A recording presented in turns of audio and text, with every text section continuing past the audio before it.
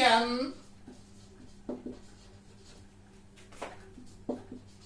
inhibiting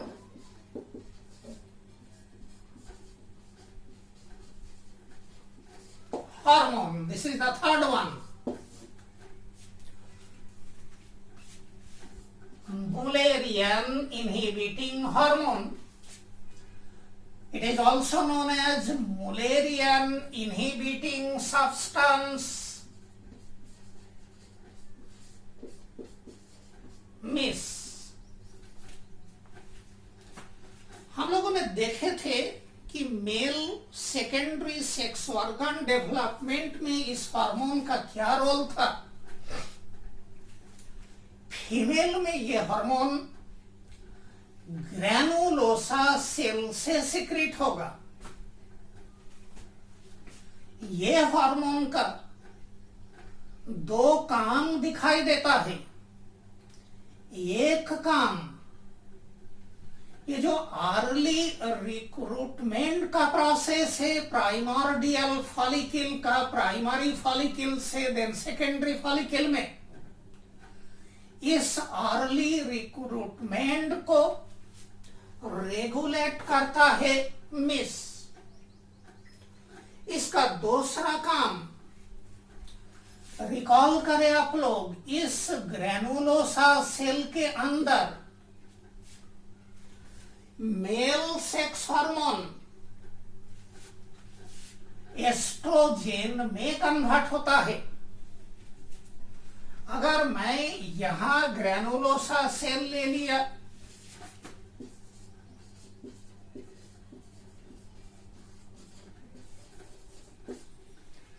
यहां आ गया है टेस्टोस्टेरोन जो बनेगा थीटा सेल के अंदर, ये कन्वर्ट होंगे estradiol, that is one of the estrogens. यहां एक एंजाइम इन्वॉल्व है, एरोमेटेज। This is known as aromatization.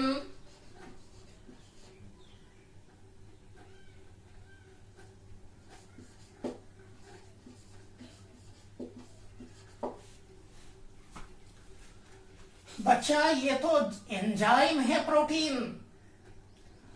इस प्रोटीन का जीन होगा डीएनए में।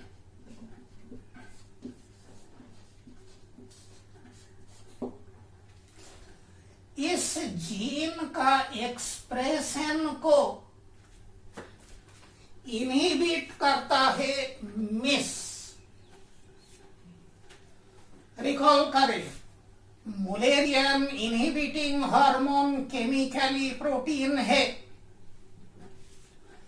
मेल के केस में साटोली सेल से सिक्रीट हुआ था, फीमेल ओवरी में ग्रैनुलोसा सेल से सिक्रीट होगा।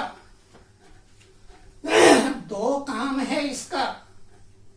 एक काम, अर्ली जो रिक्रूटमेंट है ओवेरियन फॉलिकल का, उसको रेगुलेट करता है, अननेसेसरी फॉलिकल का रिक्रूटमेंट होने नहीं देगा।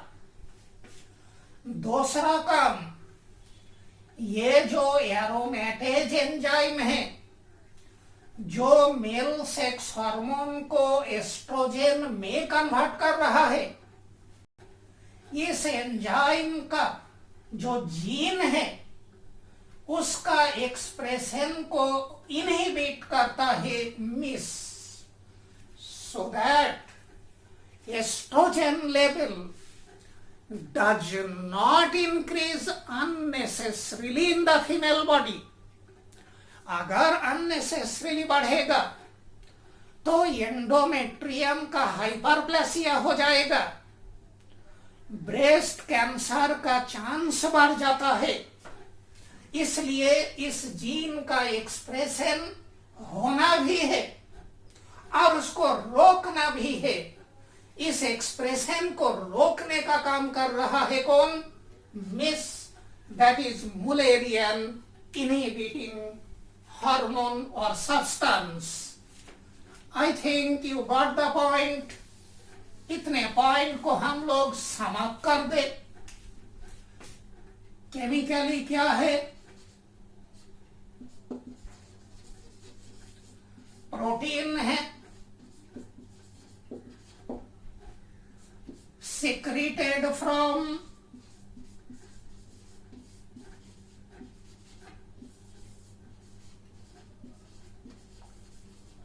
granulosa cell। इसका एक्टिविटी क्या है? ये activities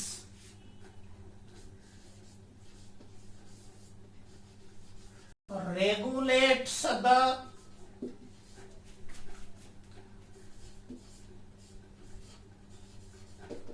recruitment of ovarian follicles। बच्चे हम लोग फीमेल रिप्रोडक्टिव सिस्टम में देखेंगे this early recruitment needs the interaction of several chemicals, one of them is your miss. Second activities क्या है? Inhibits the expression of aromatase gene। Now हम लोग देखें और कौन सा हार्मोन आ रहा है?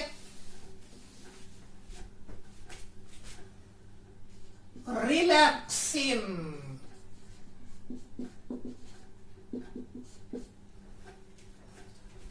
From luteal cells।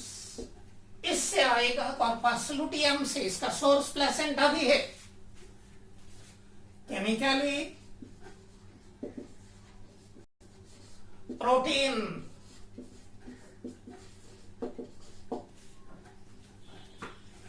क्या रोल प्ले करेगा? कई काम है। एक काम dilates blood vessels to increase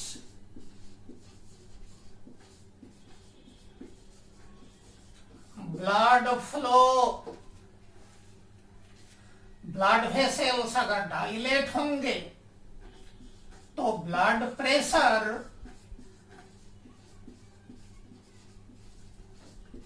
कम होगा। ये एक प्रोमिनेंट रोल है रिलैक्सिन का। सेकेंड रोल रिकॉल करें, यूटेराइन वॉल में स्मूथ मसल है, इधर एंडोमेट्रियम।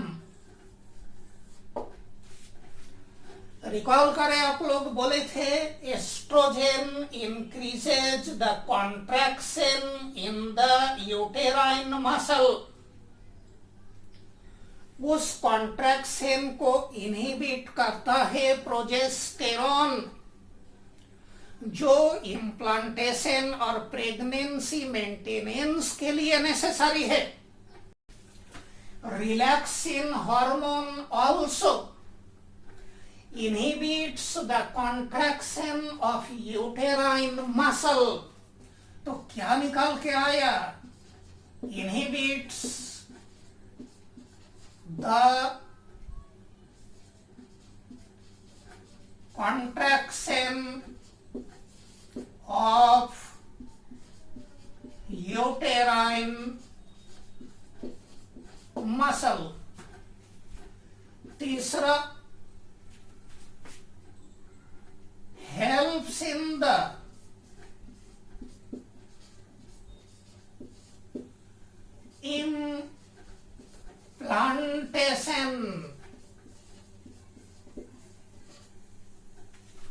through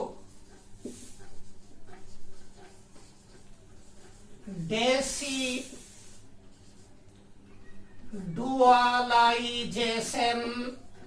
पिछले वीडियो में हम लोग डेसिडुअलाइजेशन का मीनिंग देखे थे। क्या कोई और काम है तो कुछ और एक्टिविटीज मिलता है आपका comparatively less prominent relaxes the ligament of pelvic girdle to increase the diameter of birth canal। 4 गो रोल अपने रिलैक्सिन का देखा। एक, ब्लड वेसल्स का डायलेशन कर देगा। सेकेंड, आपने देखा कि यूटेराइन स्मूथ मसल का जो कॉन्ट्रैक्शन है उस कॉन्ट्रैक्शन को रोक देता है। तीसरा देखा, decidualization of endometrium facilitating the process of implantation. Fourth role आपने देखा कि जो पेल्विक गार्डिल है उसका जो लिगामेंट है उसको लूज करता है, जिसके चलते बर्थ कैनाल का डायमीटर आपका जो है ना इंक्रीज होता है, जो पार्च्यूरेशन में, चाइल्ड बर्थ में हेल्प करेगा। अब हम लोग थोड़ा सा देख ले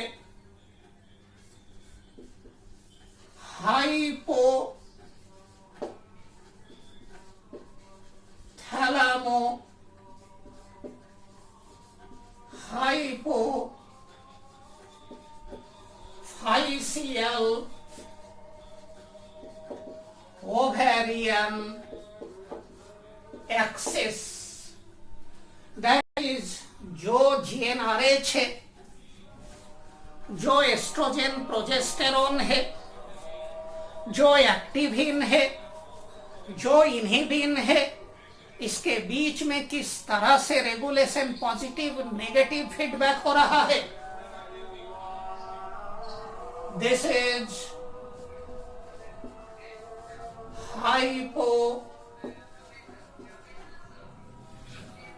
hypothalamus, this is pituitary, that is hypophysis। ये अब आप माने ओवरी,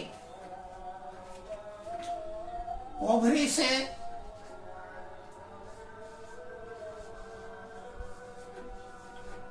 प्रोजेस्टेरोन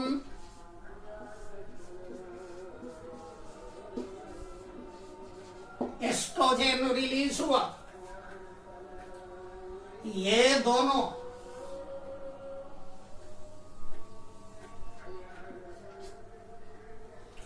हाइपोथैलेमस में जाएगा और यहां से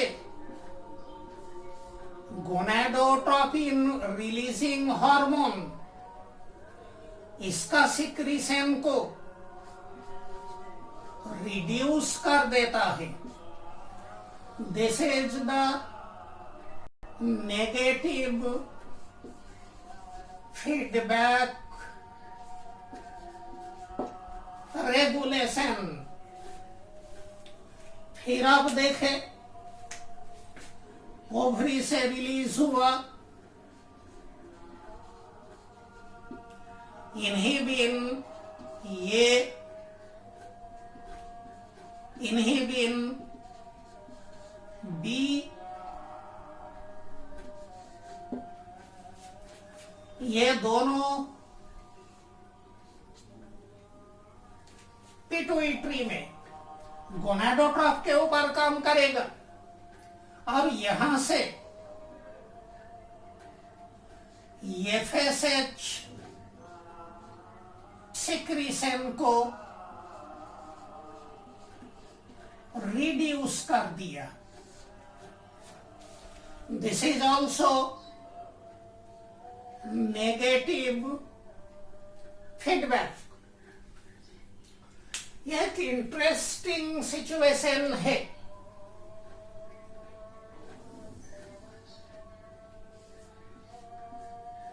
एस्ट्राडियोल, एस्ट्रोजन,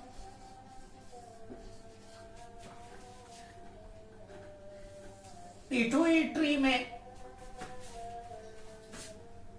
पॉजिटिव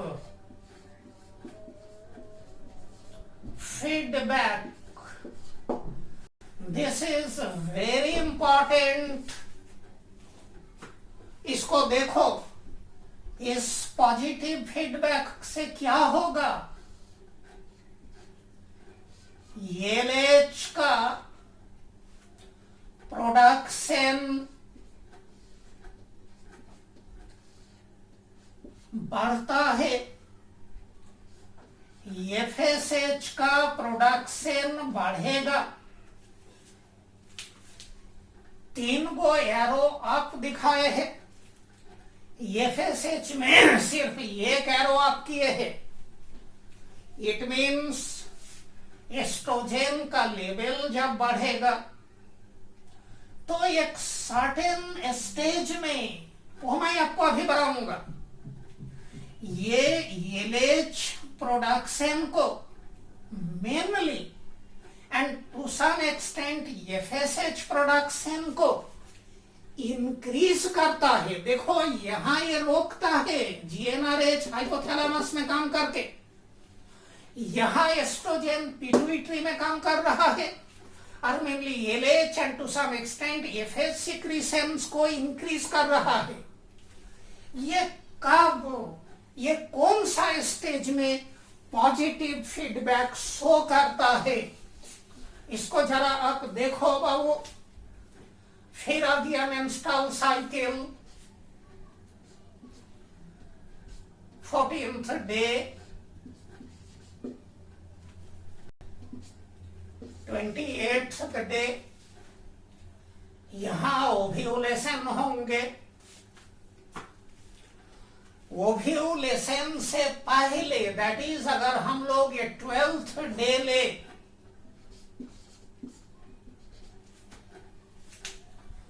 तो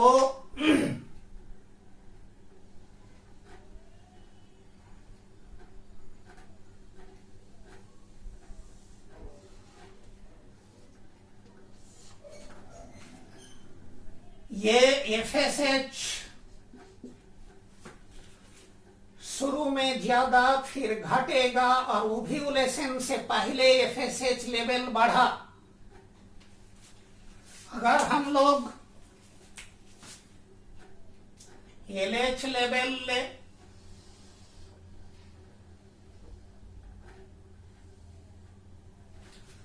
ओव्यूलेशन से पहले एलएच का सर्ज पीक, ये पूछते हैं बोर्ड में, ये भी नीट में पूछ सकते हैं आपका, ये हार्मोन कौन सा है? This is LH.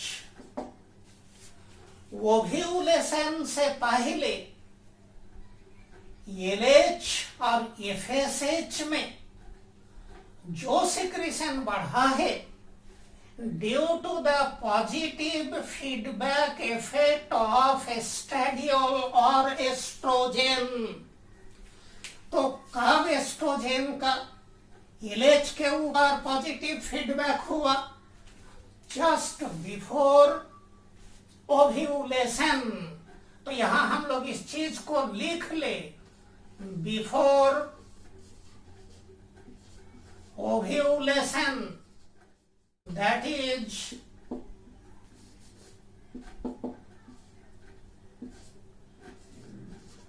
on 12 to 13th day, estrogen having positive feedback effect on the LH secretion। तो आप लोगों ने देख लिए है इंटरप्ले आपका जो है। अब हमारे बात थोड़ा सा सुनिए। हम लोग जब female reproductive system, menstrual cycle देखेंगे, ये सब चीज रिपीट होंगे, तब मैं आपको बताऊंगा। रिकॉल करो, पिछले वीडियो में हमने डिस्कस किए हैं। आपको काफी ज्यादा हेल्प मिल जाएगा और उस टाइम में काफी आपको आसानी लगेगा। अब हमारा थोड़ा सा और बात आप लोग सुने। इस साल से नीट के अंदर एम्स और जिपमार को भी इंक्लूड किया गया है। We are expecting tougher questions in the NEET. जिस पैटर्न का क्वेश्चन आप लोग देखते आ रहे हो नीट में, मोस्टली मल्टीपल चॉइस, जिसमें स्टेटमेंट बेस्ड क्वेश्चन कम, असर्शन रीजन वाला क्वेश्चन जो है ना आपका ऑलमोस्ट नहीं होना। इस साल से लेकिन स्टेटमेंट बेस्ड क्वेश्चंस और असर्शन रीजन इंक्लूड होगा। और अगर आपका सब्जेक्ट के ऊपर क्रिस्टल क्लियर नॉलेज नहीं है तो आप इस क्वेश्चन को नहीं बना पाओगे। आपको अगर देते हैं हम सिर्फ 4 ऑप्शन, उनमें से एक सिलेक्ट करो, आप थोड़ा सा गेस करके ये कर दे दो हो, और कभी कभी करेक्ट भी हो जाता है। लेकिन आपको अगर मैं 6 गो स्टेटमेंट दे करके बोले इनमें से कितने करेक्ट या कितना इनकरेक्ट है, तो ये मुश्किल होगा। अगर आपको मैंने असर्शन और रीजन दिए हैं, अगर आपका कॉन्सेप्ट क्लियर नहीं है, आप नहीं समझ पाओगे। आपके पास एनसीईआरटी का बुक है, उसमें पॉइंट मेंशन करके छोड़े हुए हैं। आपको एनसीईआरटी पढ़ना है, उसका comma, semicolon, full stop, hyphen, कहां गैप, कौन सा फिगर, सब आपको देखना होगा। सिर्फ पढ़ना नहीं, समझना है टू द बोन। अगर आप समझोगे तभी आप कॉन्सेप्चुअल क्वेश्चंस बना पाओगे। आपके पास एनसीईआरटी एग्जाम्पलर होगा।